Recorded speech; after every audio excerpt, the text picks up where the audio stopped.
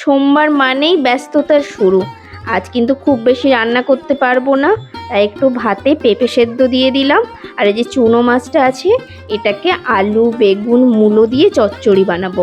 আর পাবদা মাছ আছে, পাবদা মাছকে আলু দিয়ে ঝোল করব। ব্যাস এই তিনটে আমি রান্না করব। তারপরে মা আবার পটলের লতি এনেছে, পটলের লতিকে মুসুর ডাল বাটা দিয়ে রান্না করবে। একদিকে ভাত বসিয়ে একদিকে চুনো মাছটা ভাজতে দিয়ে দিয়েছি, দিয়ে এখন পাবদা মাছগুলো ম্যারিনেট করে নিচ্ছি। এখানে 12 পিস পাবদা মাছ আছে, অন্তত 3 বারে মাছটা ভাজতে হবে। এই মাছ ভেজে উঠতে কিন্তু আজকে অনেক সময় যাবে, তাই আলুটাকে ইন্ডাকশানেই সেদ্ধ করে নিলাম মাছের ঝোলের জন্য। মাছের ঝোলে আজকে একটু বেগুন দেওয়ার ইচ্ছে ছিল, কিন্তু বাড়িতে বেগুন নেই, আধখানা মাত্র বেগুন ছিল, সেই বেগুনটাই চচ্চড়ির মধ্যে দিয়ে দিয়েছি।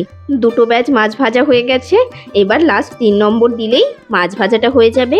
মা ওখানে পটলের লতিটাকে কেটে বেছে রেডি করছে, মুসুর ডাল ভিজিয়ে রেখেছিল, ওইটা পুরো মায়ের ডিপার্টমেন্ট। ওই রান্নাটা কিন্তু আমি করি না, আমি তেতো খেতে খুব ভয় পাই। মায়ের আবার ফেভারিট হচ্ছে তেতো। মা কি না খেতে পারে, করলা, করলার পাতা, নিমের পাতা, পটলের লতি, মার এগুলো খেতেই ভালো লাগে। আমি আর বাবা হচ্ছে এই তেতো থেকে শতহস্ত দূরে থাকি। সৌরভ তাও খেয়ে নেয়, আমার হচ্ছে খুব কষ্ট করে খাওয়া হয়, আর বাবা তো পাতেই নিতে চায় না। মা হচ্ছে জোর করে রান্না করে আর সবাইকে একটু একটু করে খাওয়ায়। জানি তেতো খাওয়া খুবই উপকার, কিন্তু আমি আবার অতিরিক্ত তেতোটা নিতে পারি না।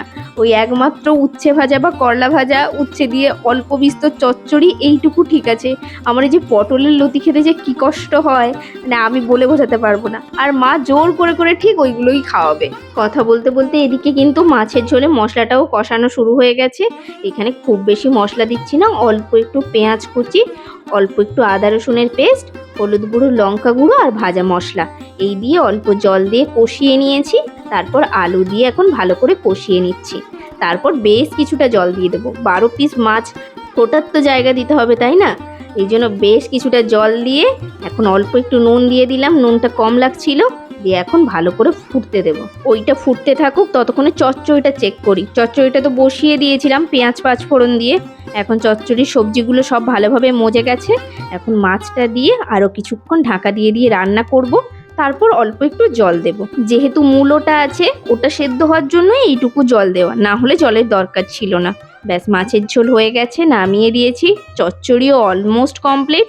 এবার একটু ভাজা মশলা দেব, দিয়ে তরকারিটাকে কিছুক্ষণ রান্না করব, যতক্ষণ একেবারে ঝরঝরে হয়ে যাচ্ছে।